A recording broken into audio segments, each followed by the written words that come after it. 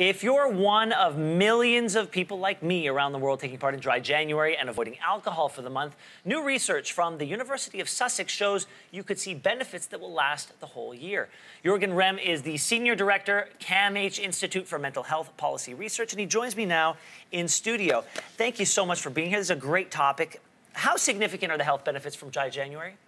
They're actually pretty large.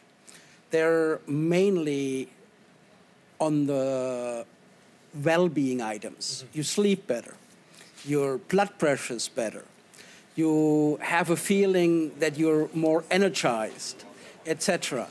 And if it continues, like this study of the University of Sussex said, where 6 months later people were still drinking less, then it could be even more substantial benefits long run. Well, I'm glad you brought that up because those people who participated in the study who did Dry January, come August, were reportedly drinking, they were going from 4.3 drinks a week to 3.3 drinks a week. That's a significant drop. That's about almost 25%. Why is that? What's the justification? What's the reasoning behind that? Well, we all tend to become slaves of certain rhythms, you know? You start drinking 2-3 drinks every evening to relax, to feel better. And then you do it every evening without thinking.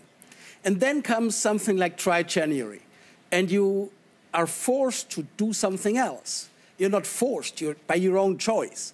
And you experience, wow, I actually feel better without those free drinks.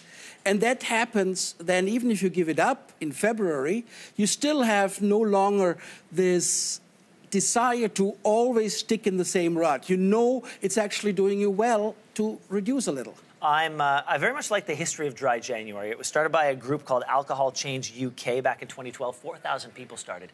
Now, here we are in 2019, 4 million people in the UK participate in Dry January, with many, many more participating, especially in places like Canada, in Dry February.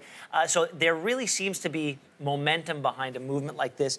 As a mental health professional, as somebody who keeps an eye on something like this, is this something you would recommend for people to do?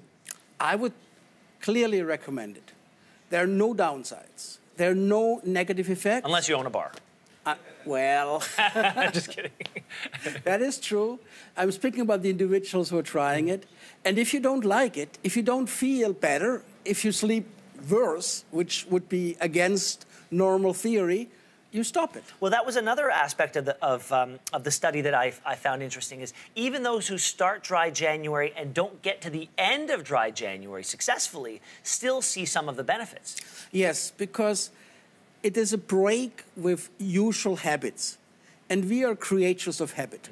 And once we break with it, we think about, do it more clearly with decisions. And once you start making decisions every day, you do not get into the routine of drinking a certain amount every day. Well, I can tell you, you've got someone sitting right next to you here who's participating in Dry January, and in 2 weeks, I've felt all of those benefits that I was reading about in this study. I'm sleeping better, I'm more focused, I've lost some weight, I feel my temperament has improved, although I don't know if people around here would agree. So really, I would recommend it as well as somebody who's participating in it. That's great to hear, and as I said, from our perspective, from theory, from what we know about mental health and wellness, there are no negative sides. So I'd recommend, if people aren't participating now, start now or wait till January or till February 1st and pick it up for Dry February. Jürgen, thank you so much for being here today. Thanks for having me.